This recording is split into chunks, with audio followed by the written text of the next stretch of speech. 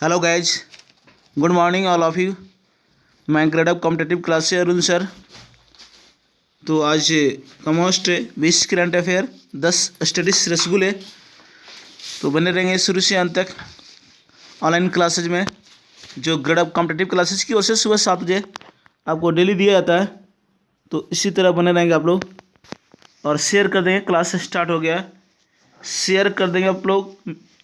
Class start हो गया अपने दोस्तों के बीच, अपने ग्रुप में, जो ग्रेड अप कॉम्पिटेटिव क्लासेस की ओर से सुबह 7 बजे दिया जाता है। तो जल्दी से आ जाएंगे लाइव फटाफट। सभी को गुड मॉर्निंग। जल्दी से आ जाएंगे लाइव क्लासेस में, जुड़ जाएंगे आप लोग। Good morning all of you सभी को। जी बिल्कुल आ जाएंगे जल्दी से फटाफट। लाइक कर भी कर देंगे और शेयर भी कर देंगे। क्लास स्टार्ट हो गया है, लाइक भी कर देंगे, शेयर भी कर देंगे। जो NTPC, railway group D, SSC, Bihar दरोगा सभी एग्जाम के लिए बनाया गया है। मोस्ट आपका कतई जार वाले सवाल सभी मिलेंगे।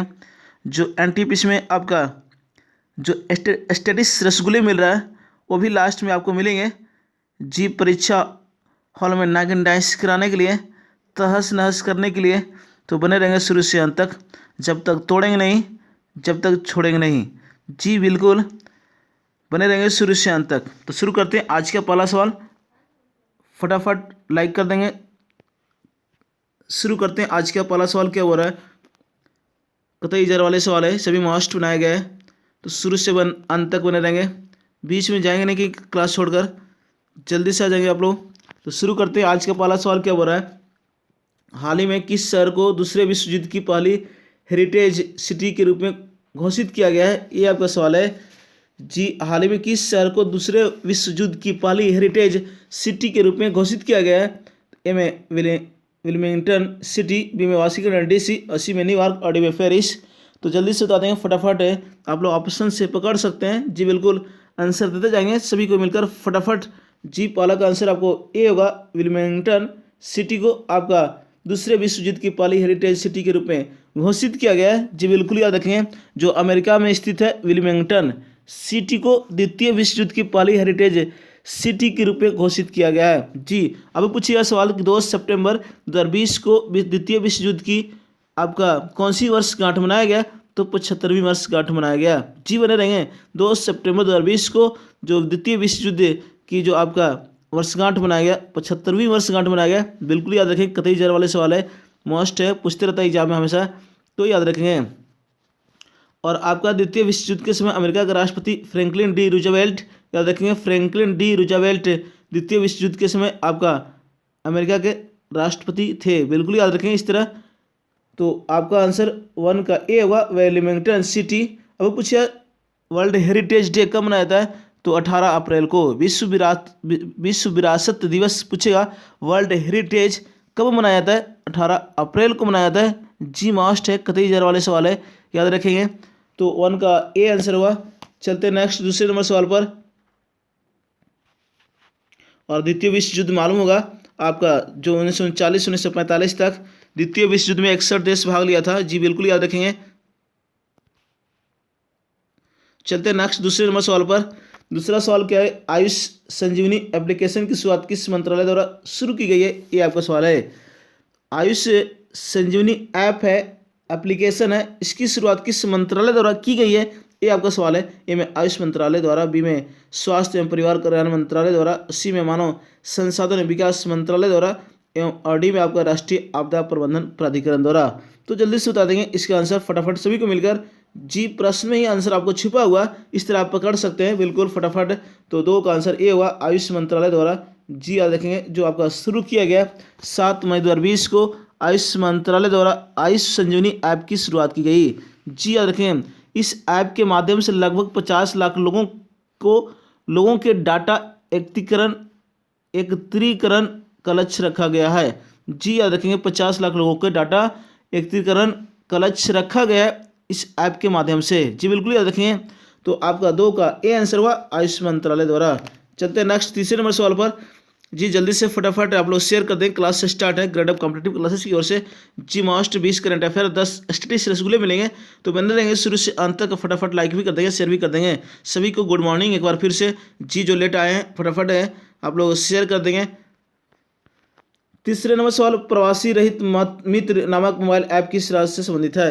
ये आपका सवाल है, प्रवासी राहत मित्र नामक जो मोबाइल ऐप किस राज्य से संबंधित है, किस राज्य द्वारा, किस राज्य के सरकार के द्वारा शुरू की गई है, ये आपका सवाल है। तो ए में मध्य प्रदेश, बी में गुजरात, सी में अरुणाचल प्रदेश, डी में उत्तर प्रदेश। तो जल्दी से आंसर देंगे फटाफट सभी को मिलकर। जी मॉस्ट है, कतई जार वाले सवाल है सभी। तो 3 का आंसर आपको डी होगा, उत्तर प्रदेश। जी याद रखें, उत्तर प्रदेश के द्वारा प्रवासी जो आपका राहत मित्र नामक मोबाइल ऐप लॉन्च किया गया है, जो 8 मई 2020 को, याद रखेंगे। इस तरह जो आपका इस मोबाइल ऐप के माध्यम से प्रवासी मजदूरों को राज्य की सभी योजनाओं को लाभ मिल पाएगा। जी, जो ये प्रवासी मजदूरों को राज्य की सभी योजनाओं का लाभ मिल पाएगा, ये शुरू किया गया है। जी याद रखेंगे। और आपको मालूम होगा उत्तर प्रदेश की राजधानी लखनऊ, जी बिल्कुल। और आपको आनंदीबेन पटेल उत्तर प्रदेश के राज्यपाल हैं, याद रखिए। और आपको मालूम होगा कि जो छतरी योजना किस राज्य सरकार द्वारा शुरू किया गया, तो उत्तर प्रदेश। और आपका पूछिएगा सवाल कि आपसे पूछेगा सवाल, याद रखेंगे, कजरी, झूला, नौटंकी किस राज्य का लोक नृत्य है, तो उत्तर प्रदेश, याद रखेंगे। अब क्या पूछे आपसे सवाल कि नरोरा जो आपका परमाणु विद्युत गिरी किस राज्य में, तो उत्तर प्रदेश। और आपका दुधवा राष्ट्रीय नेशनल पार्क पूछेगा, तो आपका उत्तर प्रदेश। और दुधवा नेशनल पार्क जो पूछेगा उत्तर प्रदेश। और आपसे पूछा दुधवा डैम, तो याद रखें आपका छत्तीसगढ़। जी याद रखें, दुधवा डैम पूछेगा तो छत्तीसगढ़ में, याद रखें। इस तरह तो 3 का डी आंसर हुआ, उत्तर प्रदेश। चलते नेक्स्ट चौथे नंबर सवाल पर। चौथा नंबर सवाल क्या हो रहा है कि हाल ही में किस देश द्वारा अपने देश में गाय वध पर प्रतिबंध लगाने का निर्माण किया है? ये आपका सवाल है, हाल ही में किस देश द्वारा अपने देश में गाय वध पर प्रतिबंध लगाने का निर्णय लिया है? ये आपका सवाल है। थोड़ा सा यहाँ पे जो मिक्स प्रिंट हुआ हुआ, देखिए निर्णय लिया गया है, थोड़ा इसको पढ़ेंगे। लगाने का निर्णय लिया गया है, जी इसको सुधार लेंगे, निर्णय लिया है, ये सवाल है आपका। ए में म्यांमार, बी में श्रीलंका, सी में बांग्लादेश और डी में चीन। तो जल्दी से आंसर देंगे फटाफट सभी को मिलकर, और शेयर कर देंगे, क्लास से स्टार्ट है, और लाइक भी कर देंगे फटाफट। और हमारे यूट्यूब चैनल गडअप कॉम्पिटिटिव क्लासेस पर जो नए जुड़ेंगे वो सब्सक्राइब कर देंगे। जी 4 का आंसर आपको बी होगा, श्रीलंका। जी श्रीलंका, याद रखें, जो श्रीलंका का प्रधानमंत्री महिंद्रा राजपक्षे के नेतृत्व में संसदीय चुनाव में 2/3 बहुमत हासिल करने वाले सत्तारूढ़ दल यानी श्रीलंका पेरुमेना दल ने द्विपक्षीय राष्ट्र में गाय के वध पर प्रतिबंध लगाने का निर्णय लिया है। जी, जो सत्तारूढ़ वहाँ का है, जो आपका जो 2/3 बहुमत से हासिल किया, श्रीलंका पेरुमेना दल ने द्विपक्षीय राष्ट्र में गाय के वध पर प्रतिबंध लगाने का निर्णय लिया है। जी बिल्कुल याद रखें। और आपका महिला जयवर्धने कोटे श्रीलंका का आपका जो राजधानी है, और श्रीलंका की मुद्रा रुपया, याद रखें, श्रीलंकाई रुपया, याद रखेंगे इस तरह। और श्रीलंका जो आपको हिंद महासागर में स्थित है। और पाक जलडमरू मत पूछेगा किन 2 देशों के बीच, तो भारत और श्रीलंका के बीच। और श्रीलंका जो आपको आज़ाद हुआ 1948, जी याद रखें, 4 फरवरी 1948 को श्रीलंका आज़ाद हुआ था। जी, और श्रीलंका के घास के मैदान को पटाना बोलते हैं। सिंहली जनजाति किस राज्य में, सिंहली जनजाति किस देश में, तो श्रीलंका। श्रीलंका का प्राचीन नाम सिलोन, याद रखें, सिलोन जो आपका श्रीलंका का प्राचीन नाम है। जी बिल्कुल याद रखें, 4 का भी आंसर होगा। और चलते नेक्स्ट आपका 5वें नंबर सवाल पर। 5वां सवाल क्या हो रहा है कि भारतीय संविधान की किस सूची के अंतर्गत जनजातीय अधिकारों की रक्षा का प्रावधान किया गया है? ये आपका सवाल है। अनुसूची 3, अनुसूची 4, अनुसूची 6, अनुसूची 7, ये आपका सवाल है। ऑप्शन है, जल्दी से बता देंगे सभी को मिलकर। भारतीय संविधान की किस सूची के अंतर्गत जनजातीय अधिकारों की रक्षा का प्रावधान किया गया है? ये आपका सवाल है। जी कतई जार वाले सवाल है, बता देंगे फटाफट सभी को मिलकर। 5 के आंसर देते जाएंगे। जी 5 के आंसर देते जाएंगे आप लोग।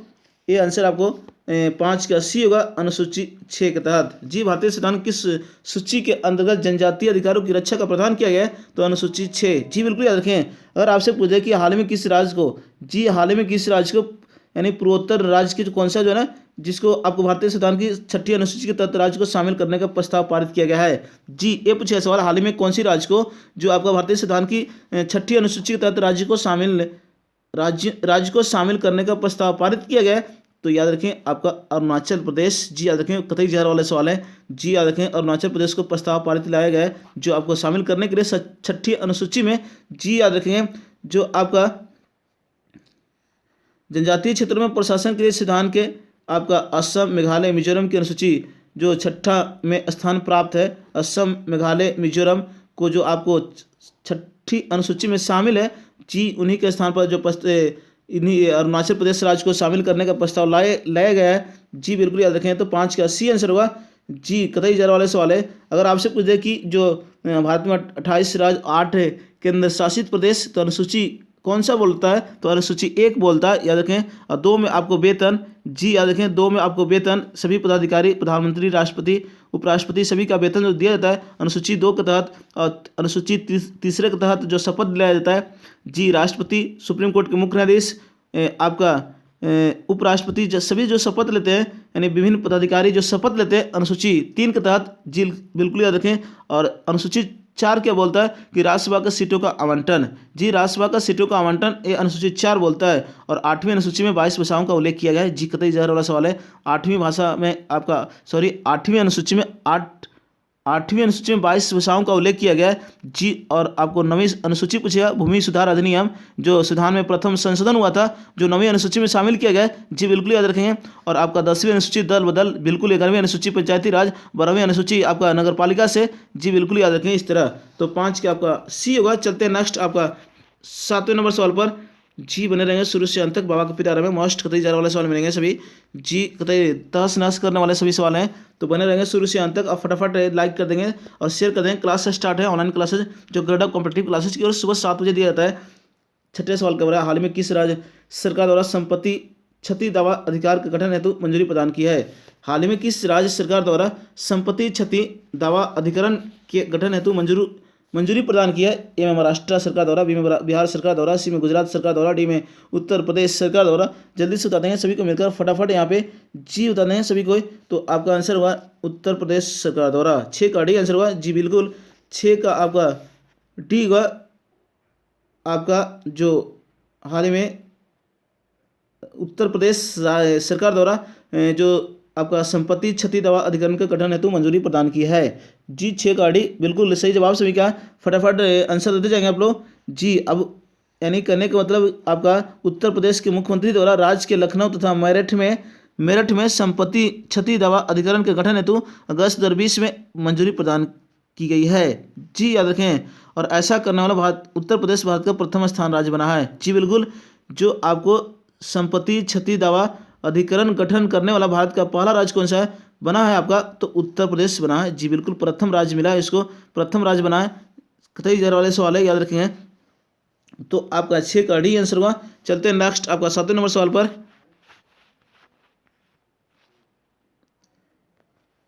7वां सवाल का बोले ट्रैफिक सिग्नल पर महिला का प्रतीक चिन्ह लगाने वाला भारत का प्रथम शहर कौन सा है जी। एक आपका सवाल है, ट्रैफिक सिग्नल पर महिला का प्रतीक चिन्ह लगाने वाला भारत का प्रथम शहर कौन सा? ए में सूरत, बी में इंदौर, सी में जयपुर और डी में मुंबई। तो जल्दी से बता देंगे सभी को मिलकर, फटाफट यहाँ पे जी। कतई जहर वाले सवाल है, बिल्कुल बता देंगे फटाफट सभी को मिलकर,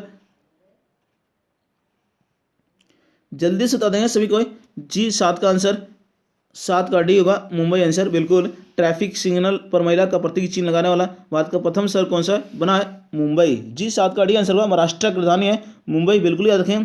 जो आपका बृहत मुंबई महानगर पालिका द्वारा लैंगिक समानता को बढ़ावा देने के लिए मुंबई के दादर में एक ट्रैफिक सिग्नल पर महिला की आकृति लगाई गई है जी, याद रखें। 7 का डी आंसर होगा।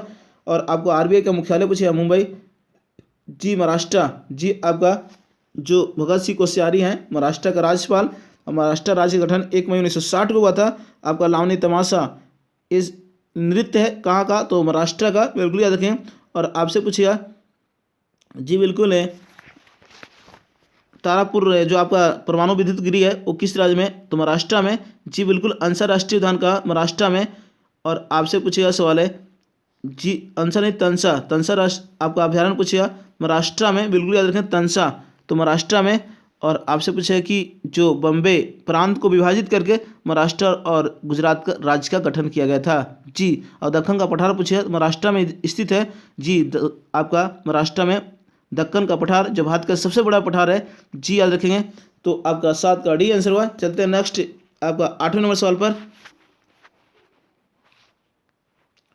8वां सवाल क्या है, मधु बाबू पेंशन योजना किस राज्य से संबंधित है।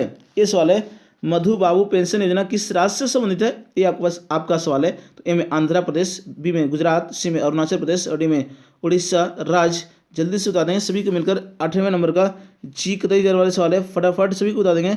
जी 8 का आंसर आपको डी हुआ, उड़ीसा राज्य। जी बिल्कुल, मधु बाबू पेंशन योजना जो आपका किस राज्य से संबंधित है, तो याद रखें उड़ीसा। जी जो आपका उड़ीसा राज्य सरकार के राज्य में रहने वाले जो ट्रांसजेंडर समुदाय के सभी सदस्यों को मधु बाबू पेंशन योजना में शामिल करने का ऐतिहासिक निर्णय किया है। जी जो आपका उड़ीसा में रहने वाले ट्रांसजेंडर समुदाय के सभी सदस्यों को मधु बाबू पेंशन योजना के तहत शामिल किया गया है। जी बिल्कुल याद रखेंगे। तो आपका आंसर होगा 8 का डी। जी उड़ीसा जो आपका 1936 में गठन हुआ था, बिल्कुल याद रखेंगे। और आपसे पूछिए, उड़ीसा का राज्यपाल गणेशी लाल, उड़ीसा का मुख्यमंत्री नवीन पटनायक, और भितरकनिका नेशनल पार्क उड़ीसा, आपका शिमलीपाल अभयारण्य उड़ीसा, और आपका गहीर माथा राष्ट्रीय वन जीव अभयारण्य तो उड़ीसा। याद रखें इस तरह। और आपसे पूछा, उड़ीसा के उत्तरी सरकार तट को उत्कल तट बोलते हैं। जी उड़ीसा का तट को उत्कल तट बोलते हैं। उत्कल दिवस 1 अप्रैल को मनाया जाता है। जी याद रखें। उड़ीसी नृत्य है आपका क्लासिकल नृत्य उड़ीसा का। जी बिल्कुल याद रखें इस तरह। तो आपका 8 का डी होगा। और चिल्का आपको मालूम है, चिल्का जो अभयारण्य है, चिल्का जो आपका झील है, वो आपका उड़ीसा में चिल्का झील जो नौसेना के लिए प्रसिद्ध है। भारत की सबसे बड़ी तटीय झील का नाम आपको चिल्का झील। जी एक लैगून झील है, बिल्कुल याद रखें। तो आपका 8 का डी हुआ। एक बार और एग्जाम में आपसे हमेशा पूछते रहता है कि लैगून क्या है, तो एक प्रकार का झील है। जी याद रखें, 8 का डी आंसर हुआ। चलते हैं नेक्स्ट आपका 9वें नंबर सवाल पर। 9वें नंबर सवाल के वार्षिक तपेदिक रिपोर्ट 2020 किस मंत्रालय द्वारा जारी की गई है।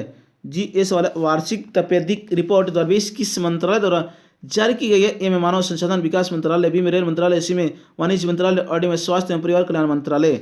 जी जल्दी से बता देंगे सभी को मिलकर यहाँ पे फटाफट। जी बता देंगे सभी को मिलकर बता देंगे यहाँ पे आंसर। तो आपका आंसर होगा स्वास्थ्य एवं परिवार कल्याण मंत्रालय। जी सही जवाब सभी का यहाँ पे। जी शेयर कर दें। क्लास से स्टार्ट है ग्रेड ऑफ कॉम्पिटेटिव क्लासेस की ओर से जो आपको दिया जाता है सुबह 7 बजे। तो डेली बने रहेंगे। सुबह में एक आपका 20 करंट अफेयर, 10 स्टेटिस रसगुल्ले मिलते हैं। जी तो आप बने रहेंगे शुरू से अंत तक। तो आपका 9 का डी आंसर हुआ स्वास्थ्य एवं परिवार कल्याण मंत्रालय।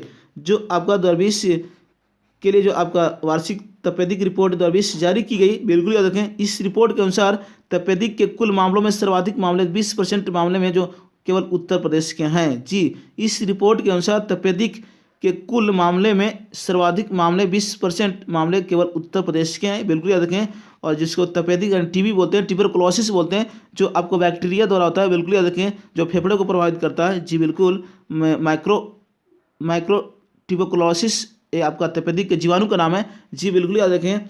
जो 9 का डी आंसर हुआ। चलते हैं नेक्स्ट 10वें नंबर सवाल पर। अभी तक जो लाइक नहीं किया लाइक कर देंगे, फटाफट शेयर कर देंगे। क्लास से स्टार्ट है। जी आपका बाबा का पिटारा में मस्ट है। जी कतई जार वाले सभी सवाल हैं, तो बने रहेंगे शुरू से अंत तक। जी बने रहेंगे शुरू से अंत तक सभी को मिलकर। बीच में जाएँ कि नहीं। आज क्या मस्ट, आज आपको मालूम है 31 दिसंबर जो आज का लास्ट 2020 जो हम लोग आज समाप्त हो जाएगा। जी बने रहेंगे शुरू से अंत तक। तो आपका एनटीपीसी में सभी एग्जाम, एनटीपीसी में सभी क्वेश्चन आपका टपक रहा है, जो मैं डेली रिवीजन कराता हूँ क्लासेज में, ऑफलाइन क्लासेज में। जी स्टेटिस रसगुल्ले जो आपको रिवीजन कराते रहता हूँ, जो आपको टपक रहा है एग्जाम में डेली। तो बने रहेंगे शुरू से अंत तक। ऑनलाइन क्लासेज में भी जो आपको टपकने को मिलेगा एग्जाम में। जी बने रहेंगे आपका। तो नेक्स्ट चलते हैं हम लोग सवाल, इसका आंसर देते जाएंगे। हाल ही में हाजिया सोफिया नामक म्यूजियम को मस्जिद में बदल दिया गया। हाजिया सोफिया म्यूजियम किस देश में स्थित है, ये आपका सवाल है। जल्दी से बता देंगे। 10 नंबर का ए में ईरान में, बी में तुर्की में, सी में इजराइल में, डी में संयुक्त अरब अमीरात में। जल्दी से बता देंगे सभी को मिलकर फटाफट।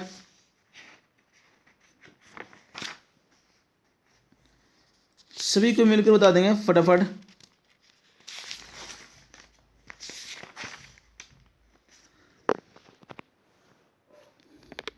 ये आंसर आपका होगा तुर्की। बिल्कुल यहाँ पे याद रखें आपका तुर्की। जी तुर्की में आपका जो हाजिया सोफिया म्यूजियम स्थित है। तो 10 का भी आंसर होगा। जी आपका तुर्की की राजधानी पूछेगा तो अंकारा। जी बिल्कुल याद रखें। और आपको मालूम हुआ कि जो हाजिया सोफिया नामक म्यूजियम तुर्की के इस्तांबुल नामक शहर में अवस्थित है। इस्तांबुल एक नामक शहर है, वहीं पे आपका आवास अवस्थित है जो हागिया सोफिया नामक म्यूजियम। जी याद रखेंगे, जो आपका ग्रीक शैली की इमारत है। जी बिल्कुल, जिसे यूनेस्को की विश्व विरासत सूची में भी सम्मिलित किया गया है। जो हागिया सोफिया नामक म्यूजियम को जो यूनेस्को द्वारा विश्व विरासत सूची में भी शामिल किया गया है। और इस इमारत को 1935 में कमाल अतातुर्क द्वारा म्यूजियम बनाया गया था। जी याद रखें इस तरह, तो 10 का बी होगा। और तुर्की की राजधानी अंकारा। जी बिल्कुल याद रखें, तो 10 का बी होगा। चलते हैं नेक्स्ट आपका 11वें नंबर सवाल पर।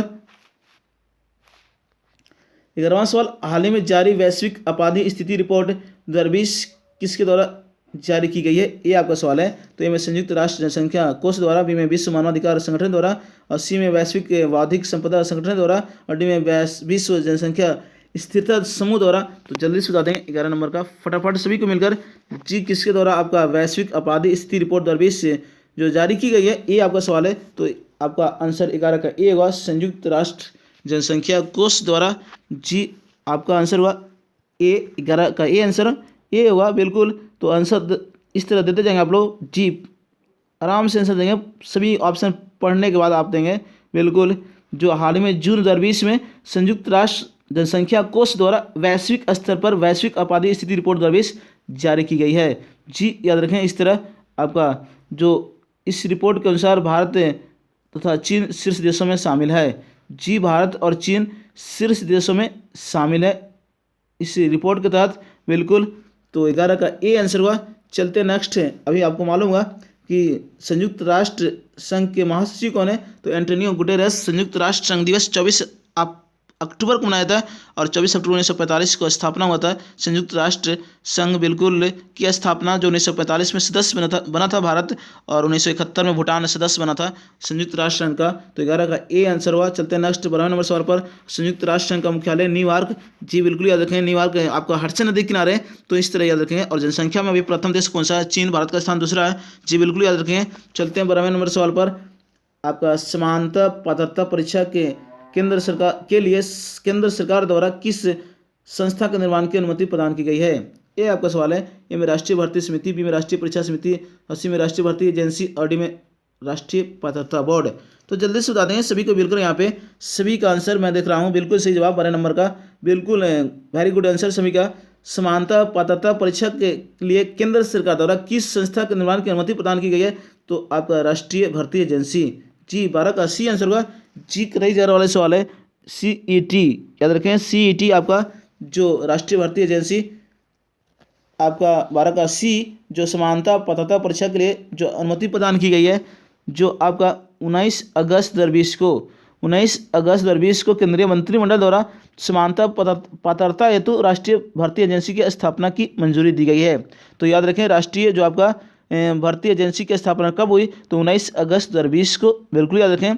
और राष्ट्रीय भर्ती एजेंसी में जो आपको शामिल है, जो निर्माण के बाद यानी रेलवे भर्ती बोर्ड, बैंक कार्मिक और आपका चयन संस्था, कर्मचारी चयन आयोग, जो इस तरह आपको परीक्षा आयोजित करवाएगा। जी याद रखें। तो 12 का सी होगा। चलते हैं नेक्स्ट 13वें नंबर सवाल पर।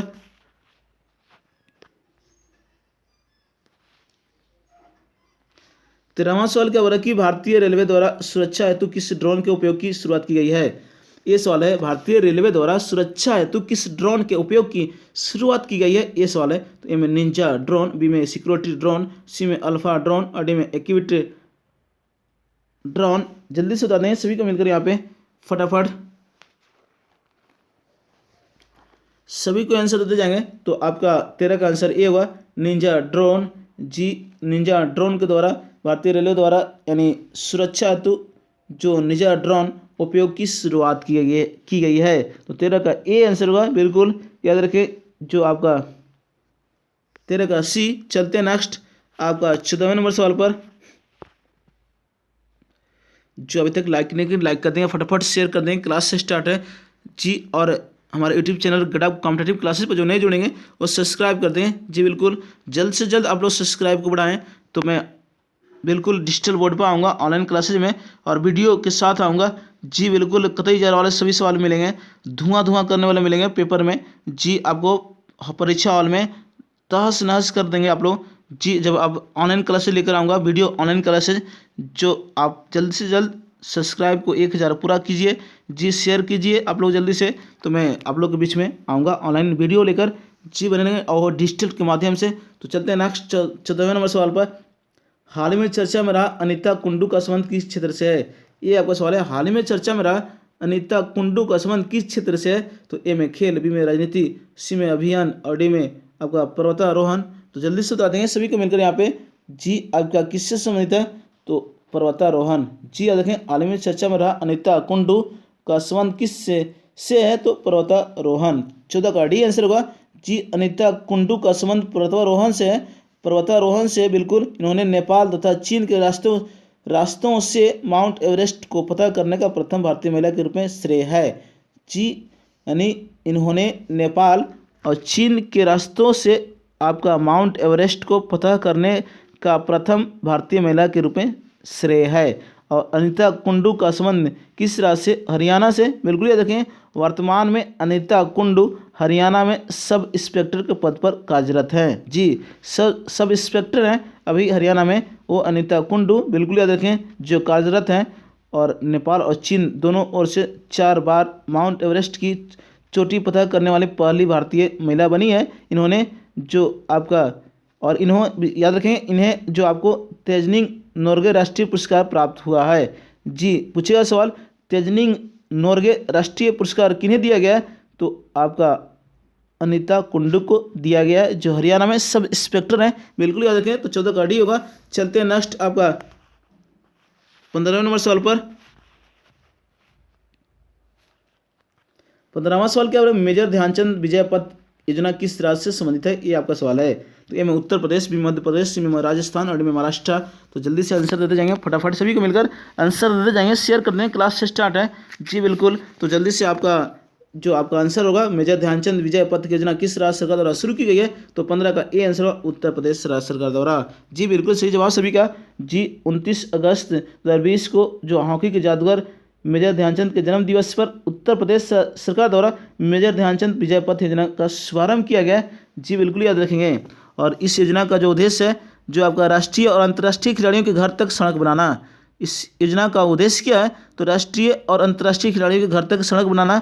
और आपका जो मालूम हुआ, इस योजना के अंतर्गत उत्तर प्रदेश के 19 अंतर्राष्ट्रीय खिलाड़ी को घर तक पक्की सड़कें बनाई जाएगी। जो उत्तर प्रदेश के जो 19 अंतर्राष्ट्रीय खिलाड़ियों के घरों तक पक्की सड़कें बनाई जाएगी, ये आपका उद्देश्य है। बिल्कुल याद रखें, उत्तर प्रदेश जो मेजर ध्यानचंद विजय पथ शुरू किया गया है। और 29 अगस्त को आपको राष्ट्रीय खेल दिवस मनाया जाता है और 6 अप्रैल को विश्व खेल दिवस मनाया जाता है। जी याद रखेंगे। और आपको मालूम होगा, मेजर जो गोल पुस्तक लिखा मेजर ध्यानचंद, जी बिल्कुल याद रखें। इस तरह आपसे एग्जाम में पूछते रहता है गोल पुस्तक कौन लिखा? तो मेजर ध्यानचंद। और ध्यानचंद स्टेडियम कहाँ में? तो लखनऊ में। जी बिल्कुल याद रखेंगे। 15 का ए होगा। चलते हैं नेक्स्ट 16वें नंबर सवाल पर। 16वां सवाल, हाल ही में कॉन्फ्रेंस ऑफ पार्टीज यानी COP 25 का आयोजन किस देश में संपन्न किया गया है? ये आपका सवाल है। हाल ही में कॉन्फ्रेंस ऑफ पार्टीज 25 का आयोजन किस देश में संपन्न किया गया? यानी COP 25 का आयोजन किस देश में संपन्न किया गया? ये आपका सवाल है। ए में चिली, बी में ब्राजील, सी में स्पेन और डी में भारत। तो जल्दी से बता देंगे सभी को मिलकर, यहाँ पे सभी को मिलकर बता देंगे फटाफट। आपका शुरू किया गया, तो बिल्कुल यहाँ पे आंसर बताएंगे सभी को मिलकर। आपका आंसर होगा सी, स्पेन में। जी आपका स्पेन में जो शुरू किया गया, बिल्कुल याद रखें।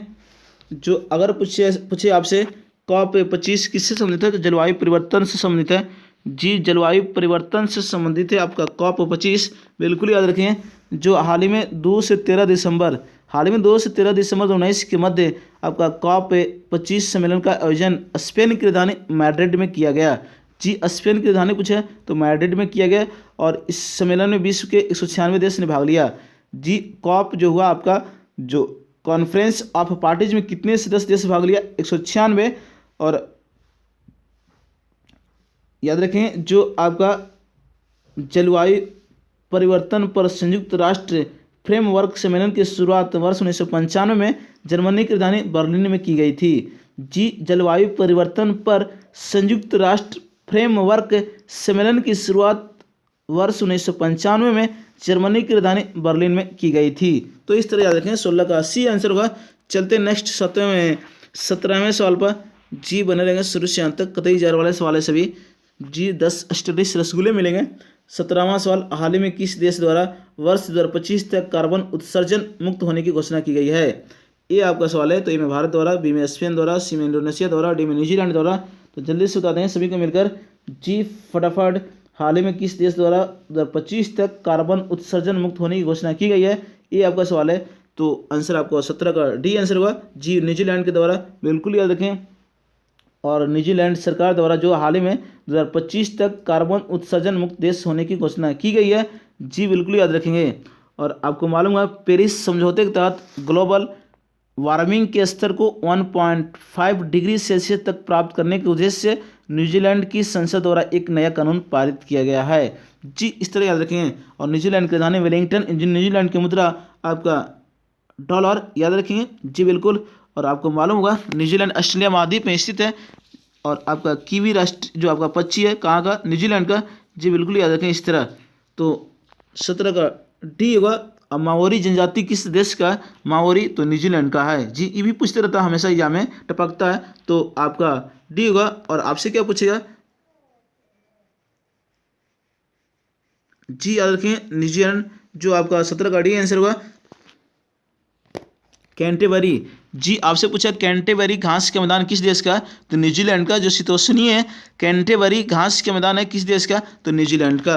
तो 17 का डी आंसर हुआ। चलते हैं नेक्स्ट आपका 18वें नंबर सवाल पर। 18वां सवाल क्या हो रहा है कि ब्लैक नामक चक्रवाती तूफान ने हाल ही में किस देश को प्रभावित किया है? ये आपका सवाल है। ब्लैक नामक चक्रवाती तूफान ने हाल ही में किस देश को प्रभावित किया है? ये आपका सवाल है। तो जल्दी से आंसर दे देंगे फटाफट सभी को मिलकर। ए में अमेरिका, बी में ऑस्ट्रेलिया, सी में मालदीव और डी में थाईलैंड। जल्दी से बता देंगे सभी को मिलकर, फटाफट सभी को मिलकर।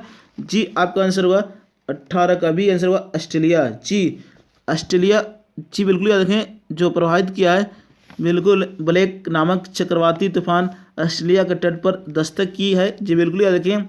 और इस तूफान से ऑस्ट्रेलिया का टाउन ऑफ बूम नामक शहर सर्वाधिक प्रभावित हुआ है। जी ऑस्ट्रेलिया का कौन सी नामक शहर? तो टाउन ऑफ बूम नामक शहर सर्वाधिक प्रभावित हुआ है ब्लैक नामक चक्रवाती से। जी बिल्कुल याद रखें। तो 18 का भी हुआ। जी मालूम हुआ ऑस्ट्रेलिया के आपका राजधानी कैनबरा, ऑस्ट्रेलिया की मुद्रा डॉलर। और स्कॉट मॉरिसन ऑस्ट्रेलिया का प्रधानमंत्री हैं। जी बिल्कुल याद रखें। और आपसे पूछता है कि ग्रेट बैरियर रीफ किस देश में? ऑस्ट्रेलिया में। जी बिल्कुल याद रखें, कतई जरा वाले सवाल है। और आपसे जी कोआला जानवर पूछे, कोआला जानवर किस देश का है? तो ऑस्ट्रेलिया का। ऑस्ट्रेलिया घास के मैदान को डाउन्स बोलते हैं। जी बिल्कुल, ऑस्ट्रेलिया के घास के मैदान को डाउन्स कहा जाता है। बिल्कुल याद रखें इस तरह। जो ऑस्ट्रेलिया दक्षिणी गोलार्ध में स्थित है। ऑस्ट्रेलिया में सबसे बड़ा दिन कब होता है? तो 22 दिसंबर को होता है ऑस्ट्रेलिया में। जी बिल्कुल। जो अभी भारत और ऑस्ट्रेलिया के बीच जो आपका टेस्ट चल रहा है, बिल्कुल जो आपका 1-1 की बराबरी है। जी बिल्कुल याद रखेंगे। तो आपका 18 का भी हुआ। एक सवाल और पूछे आपसे एग्जाम में। जी आपका जो ऑस्ट्रेलिया और आपका भारत के बीच जो दूसरे टेस्ट हुआ, जो मुलब मेडल आपका के तहत प्रथम पुरस्कार प्राप्त करने वाला प्रथम खिलाड़ी कौन बने? तो अंजिके रहाणे। जी अंजिके रहाणे आपका मुलग मेडल। जी मुलग मेडल प्राप्त करने वाले प्रथम खिलाड़ी कौन बने? जो ऑस्ट्रेलिया और भारत के बीच दूसरे टेस्ट में जो दिया गया वो आपका अजिंक्य रहाणे को दिया गया। जी मोस्ट है कतई जरा वाला सवाल बना, तो याद रखिए। तो 10 का भी हुआ, सॉरी 18 का भी आंसर। चलते हैं नेक्स्ट 19वें नंबर सवाल पर। 19वां सवाल का निर्मल पूर्जा का संबंध निम्नलिखित किस क्षेत्र से संबंधित है? निर्मल पूर्जा का संबंध निम्नलिखित में से किस क्षेत्र में है? ये आपका सवाल है। ए में भारोत्तोलक, बी में पर्वतारोही, सी में क्रिकेट खिलाड़ी, डी में तैराकी। तो जल्दी से बता दें सभी को मिलकर निर्मल पूर्जा का संबंध किस क्षेत्र से? तो आपका पर्वतारोही। 19 का भी आंसर हुआ। जी बिल्कुल याद रखिए। जो आपका निर्मल पूर्जा नेपाल के पर्वतारोही हैं, जिन्होंने हाल ही में विश्व की 14 सबसे ऊंची चोटियों को सबसे कम समय में फतह करने का विश्व रिकॉर्ड बनाया है। जी याद रख रहे हैं। और निर्मल पूर्जा से पूर्व दक्षिण कोरिया के किंग चांग हो ने वर्ष 2013 में इन 14 चोटियों पर फतह कर विश्व रिकॉर्ड बनाया था। जी बिल्कुल याद रखें। तो 19 का आपका डी 19 का 2 होगा, बी होगा आंसर, बिल्कुल सही जवाब। नेक्स्ट चलते हैं आपका 20वें नंबर सवाल पर। 20वां सवाल क्या बोला कि होरी हब्बा उत्सव का संबंध भारत किस राज्य से है? ये आपका सवाल है, तो जल्दी से बता देंगे आंसर सभी को मिलकर। होरी हब्बा उत्सव का संबंध भारत किस राज्य से? तो ए में केरल, बी में तमिलनाडु, सी में आंध्र प्रदेश और डी में कर्नाटक। तो आंसर देते जाएंगे फटाफट सभी को मिलकर। जी बता दें जल्दी से, होरी हब्बा उत्सव किस राज्य से संबंधित है? ये सवाल आपका। तो 20 का आंसर आपको डी होगा, कर्नाटक। जी बिल्कुल याद रखें, कर्नाटक जो है आपका होरी हब्बा उत्सव का आयोजन हाल ही में किया गया, वो किस राज्य में? कर्नाटक में। जी बिल्कुल याद रखें, जो कर्नाटक के शिवमोगा, जी कर्नाटक के शिवमोगा में बैल पकड़ने का उत्सव है, ये आपका होरी हब्बा उत्सव। जी, जिसका आयोजन प्रतिवर्ष फसल कटने के बाद किया जाता है। जी, फसल कटने के बाद किया जाता है, ये आपका उत्सव मनाया जाता है, फेस्टिवल। होरी हब्बा पूछिया उत्सव किस राज्य में मनाया गया? तो कर्नाटका में। जी बिल्कुल याद रखें। और आपका पूछेगा जो गगसोप्पा किस राज्य में? कर्नाटक में। बिल्कुल शरावती नदी पर है। गगन चुक्की भार चुक्की जलप्रपात किस नदी पर? कावेरी नदी पर है, जो कर्नाटक में। बिल्कुल याद रखें इस तरह। तो आपका 20 का डी होगा, करगा कुरगा, सॉरी करगा आपका कुनीता। और आपका पूछेगा यक्षगान किस राज्य का लोक नृत्य है? तो कर्नाटक। जी बिल्कुल याद रखें। तो आपका 20 का डी होगा। चलते नेक्स्ट, अब आएंगे आप लोग स्टडीज रसगुल्ले पर। जी बिल्कुल बने रहेंगे शुरू से अंत तक। 10 और मोस्ट है स्टडीज रसगुल्ले, तो बने रहेंगे शुरू से अंत तक। सभी क्वेश्चन कतई जरा वाले सवाल है। तो आपका 10 से स्टडीज रसगुल्ले खाने से चुकेंगे नहीं, मोस्ट है बिल्कुल। तो चलते हैं, आपका पहला सवाल क्या बोलता है? स्टडीज रसगुल्ले क्या बोलता है? जी बिल्कुल। तो आपका पहला सवाल, IBM के CEO कौन है? ये सवाल पूछा है, जल्दी से बता देंगे आप लोग सभी को मिलकर। मोस्ट है कतई जरा वाला सवाल है, IBM के CEO कौन है? जी टपकते रहता है, आपका NTPC में टपका है कल। जी बिल्कुल सेकंड शिफ्ट में। तो जल्दी से बता देंगे आपका IBM के CEO कौन है, यानी फर्स्ट शिफ्ट में आपको आया है सवाल। तो जी जल्दी से बता देंगे IBM के CEO कौन है? तो अरविंद कृष्णा। जी बिल्कुल आंसर होगा आपका अरविंद कृष्णा, याद रखें, जो IBM के CEO बनाया गया है। IBM का पूर्ण रूप पूछे इंटरनेशनल बिजनेस मशीन। जी एक आपका NTPC में टपक रहा है पूर्ण रूप, तो याद रखें IBM का पूर्ण रूप तो इंटरनेशनल बिजनेस मशीन, बिल्कुल याद रखें। तो नेक्स्ट चलते हैं, आपका दूसरे नंबर सवाल क्या बोलता है? जी दूसरे नंबर सवाल कतई जा वाले सवाल है, ड्रीम 11 जी के CEO कौन है? जो आपका एक CEO पूछ रहा है, इसलिए मैं जो 2 CEO डाला इस पे, इस वीडियो में, इस ऑनलाइन क्लासेज में। तो ड्रीम 11 के CEO कौन है, ये आपका सवाल है, जल्दी से बता देंगे आपका कौन है। ये मोस्ट है कतई जा वाले सवाल है, ड्रीम 11 के CEO कौन है? तो आपका हर्ष जैन। जी याद रखें, हर्ष जैन आपका जो ड्रीम 11 के CEO हैं, बिल्कुल याद रखें। और आपसे पूछेगा ड्रीम 11 का brand ambassador Mahendra Singh Dhoni. Dream 11 जो आपका IPL 13वें का प्रायोजक ड्रीम 11, बिल्कुल याद रखें, जो महेंद्र सिंह धोनी, इसका आपका ब्रांड एम्बेसडर बनाया गया। और हर्ष जैन CEO हैं बिल्कुल। और इसका आप पूछेगा ड्रीम 11 का मुख्यालय कहाँ? तो मुंबई में। जी ड्रीम 11 की स्थापना कब हुआ? तो 2008 में स्थापना हुई थी ड्रीम 11। और आपका स्थापना कौन किया? तो भावित सेठ, भावित सेठ ने इसकी स्थापना किया। और CEO कौन है? तो हर्ष जैन इसका CEO है, बिल्कुल। चलते हैं नेक्स्ट तीसरे नंबर सवाल पर। जी बने रहेंगे शुरू से अंत तक। तीसरा सवाल क्या है कि भारत व्यापार माला ट्रेन पहली बार कहाँ से कहाँ चलाया गया? जी ये सवाल है, पहली व्यापार माला ट्रेन कहाँ से कहाँ चलाया गया, ये आपका सवाल है। जी मोस्ट है कतई जरा वाले सवाल है, तो बता देंगे जल्दी से फटाफट। तो याद है दिल्ली के किशनगंज से आपका, यानी दिल्ली के किशनगंज। जी याद रखें, दिल्ली के किशनगंज से आपका त्रिपुरा की जिरनिया तक, त्रिपुरा का जो आपका जिरनिया तक चलाया गया। जी आपका याद रखें, त्रिपुरा के जिरनिया तक चलाया गया आपका पहली व्यापार माला ट्रेन। तो इस तरह याद रखेंगे। तो चलते हैं नेक्स्ट, आपका चौथे नंबर सवाल पर। चौथा नंबर सवाल है फीफा वर्ल्ड कप 2018। जी फीफा वर्ल्ड कप 2018 किस देश में आयोजित किया गया, ये आपका सवाल है। जी फीफा वर्ल्ड कप 2018 किस देश में आयोजित किया गया, ये आपका सवाल है, जल्दी से बताते हैं सभी को मिलकर। यानी चौथा नंबर सवाल था फीफा वर्ल्ड कप। जी सवाल था फीफा वर्ल्ड कप 2018 किस देश में आयोजित किया गया? जल्दी से बता देंगे सभी को मिलकर बता देंगे फटाफट। फीफा वर्ल्ड कप 2018 जी जल्दी से बता देंगे। तो आपका आंसर हुआ आपका होगा रूस में। जी बिल्कुल याद रखें, फीफा वर्ल्ड कप 2018 का आयोजन किस देश में हुआ? तो आपका रूस में, याद रखेंगे। और आपका इसका शुभंकर क्या था? तो जावी वाका। जी फीफा वर्ल्ड कप 2018 का शुभंकर क्या था? तो आपका जावी वाका। जी याद रखें। चश्मे पहने भेड़िया फीफा वर्ल्ड कप जो रूस में 2018 में हुआ, 2022 में आपको कतर में होगा। बिल्कुल याद रखें। तो 4 का आंसर रूस होगा। चलते हैं नेक्स्ट आपका 5वें नंबर सवाल पर। 5वां सवाल, प्रथम गोलमेज सम्मेलन में प्रतिनिधि कितने भाग लिए थे? ये आपका सवाल है। प्रथम गोलमेज सम्मेलन में कितने प्रतिनिधि भाग लिए? ये आपका सवाल है। जल्दी से बता दें सभी को मिलकर फटाफट। प्रथम गोलमेज सम्मेलन में कितने प्रतिनिधि भाग लिए थे? ये आपका सवाल है। तो याद रखें 89। जी 89 प्रतिनिधि भाग लिए थे। जो प्रथम गोलमेज सम्मेलन 12 नवंबर 1930 से आपका जो चलाया गया था 19 जनवरी 1931 तक चलाया गया था।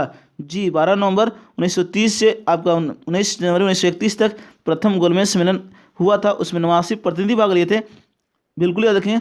और पूछिए प्रथम गोलमेज सम्मेलन का उद्घाटन कौन किया? तो जॉर्ज पांचम। और प्रथम गोलमेज सम्मेलन की अध्यक्षता कौन किया? तो रैमजे मैकडोनाल्ड। जी रैमजे मैकडोनाल्ड आपका उस समय ब्रिटिश के प्रधानमंत्री थे। तो प्रथम गोलमेज सम्मेलन की अध्यक्षता किया था। उद्घाटन कौन किया? तो जॉर्ज पांचम। जी पूछेगा सवाल, हमेशा एग्जाम में टपकते रहता है। जी याद रखेंगे। अगर आपसे पूछ दे दूसरा गोलमेज सम्मेलन, तो 1931 में चलाया गया था। दूसरा गोलमेज सम्मेलन 7 सितंबर 1931 से 1 दिसंबर 1931 तक चला गया था। जी बिल्कुल याद रखें। और आपका जो दूसरे गोलमेज सम्मेलन में कांग्रेस भाग लिया था। जी बिल्कुल याद रखें। महात्मा गांधी ने कौन से गोलमेज सम्मेलन में भाग लिया? तो दूसरे गोलमेज सम्मेलन में। जी 20 बिल्कुल मोस्ट है, याद रखेंगे। और तृतीय गोलमेज सम्मेलन में कितने प्रतिनिधि भाग लिए थे? 46। तृतीय गोलमेज सम्मेलन 46 प्रतिनिधि भाग लिए थे, जो 17 नवंबर 1932 से 24 दिसंबर 1932 तक चलाया गया था। 17 नवंबर 1932 से 24 दिसंबर 1932 तक चलाया गया था। और इसमें तेज बहादुर अस्प्रू और अंबेडकर भी भाग लिए थे। जी पूछिएगा तीनों गोलमेज सम्मेलन में भाग लेने वाला व्यक्ति कौन था? तो अंबेडकर और तेज बहादुर अस्प्रू। जी दोनों थे, लेकिन आपका लूसेंट मिलेगा केवल डॉक्टर भीमराव अंबेडकर। तीनों गोलमेज सम्मेलन के समय ब्रिटिश के प्रधानमंत्री रैमजे डोनाल्ड। बिल्कुल याद रखेंगे इस तरह। तो आपका 5 का आंसर है। प्रथम गोलमेज सम्मेलन में प्रतिनिधि कितने भाग लिए? तो 89। जी बिल्कुल याद रखें। तो चलते हैं नेक्स्ट 6ठे नंबर सवाल पर। 6ठा सवाल क्या हो रहा है कि गांधी इरविन समझौता कब हुआ? ये आपका सवाल है।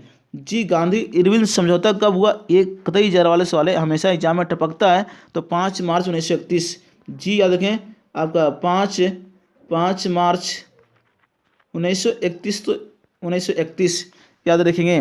जो गांधी इरविन समझौता हुआ और सविनय अवज्ञा आंदोलन को स्थगित किया कर दिया गया था। जी गांधी इरविन समझौता के समय कौन से आंदोलन को स्थगित कर दिया गया था? तो सविनय अवज्ञा आंदोलन को स्थगित कर दिया गया था, जो 1930 में हुआ था। बिल्कुल याद रखें। और सरोजिनी नायडू ने पूछेगा आपसे सवाल कि गांधी इरविन को किसने 2 महात्मा कहा? जी गांधी इरविन को किसने 2 महात्मा कहा? तो सरोजिनी नायडू ने कहा था। जी बिल्कुल याद रखेंगे इस तरह। तो आपका 5 का आंसर होगा। गांधी इरविन समझौता कब हुआ? तो 5 मार्च 1931 को। जी मस्ट याद रखें। डॉक्टर यानी महात्मा गांधी और लॉर्ड इरविन के बीच हुआ था। बिल्कुल याद रखें। कतई जरा वाले सवाल है। नेक्स्ट क्या है? कोयलकारो परियोजना किस राज्य में स्थित है? जी कोयलकारो परियोजना किस राज्य में स्थित है? ये आपका सवाल है। तो याद रखेंगे कोयलकारो परियोजना जो आपका जी बिल्कुल झारखंड में स्थित है। किस राज्य में? झारखंड में। जी याद रखें झारखंड में अवस्थित है कोयलकारो परियोजना। अगर आपसे पूछ दे कोयलकारो कौन सी नदी पर है, तो आपका कोयलकारो नदी पर ही अवस्थित है। चलते हैं नेक्स्ट आपका 8वें नंबर सवाल पर। 8वां सवाल के बोला हरित क्रांति शब्द का प्रयोग किसने दिया था? जी हरित क्रांति शब्द का प्रयोग किसने किया था? ये आपका सवाल है। जल्दी से बता देंगे। मोस्ट है, कतई जरूर सवाल है। हरित क्रांति शब्द का प्रयोग किसने किया था? तो विलियम गाउंड। जी विलियम गाइड ने आपका 1960 में हरित क्रांति शब्द का प्रयोग किया था। जी आपका विलियम, याद रखें विलियम गाइड ने हरित क्रांति शब्द का प्रयोग किया था। जी बिल्कुल याद रखें। जो हरित क्रांति खदान से संबंधित है, बिल्कुल याद रखें। और पूछे हरित क्रांति का जनक विश्व स्तर पर डॉक्टर नॉर्मन बोरलॉग को हरित क्रांति का जनक बोलते हैं। भारत में हरित क्रांति का जनक पूछे तो आपका एस स्वामीनाथन। जी, डॉक्टर एस स्वामीनाथन को भारत में हरित क्रांति के जनक बोलते हैं। जी बिल्कुल याद रखें। और डॉक्टर नॉर्मन बोरलॉग जो अमेरिका का वैज्ञानिक है, जो 1970 में नोबेल शांति पुरस्कार मिला था। जी, नोबेल शांति का पुरस्कार 1970 में मिला था। तो चलते हैं नेक्स्ट आपका 9वें नंबर सवाल पर। 9वें नंबर सवाल, एल नीनो क्या है? एल नीनो क्या है, ये आपका सवाल है, जल्दी से बता देंगे। तो एक आपका आंसर होगा गर्म जलधारा। जी याद रखेंगे आपका एल नीनो क्या है, तो गर्म जलधारा याद रखेंगे आपका स्थित है, ये नाम है आपका एल नीनो क्या है, तो गर्म जलधारा, जो आपका स्पेनिश शब्द से बना हुआ है। जी, एल नीनो कौन से शब्द से बना हुआ है, तो स्पेनिश शब्द से बना हुआ है। तो आपका 9 का आंसर होगा एल नीनो क्या है, तो गर्म जलधारा। चलते हैं नेक्स्ट आपका 10वें नंबर सवाल पर।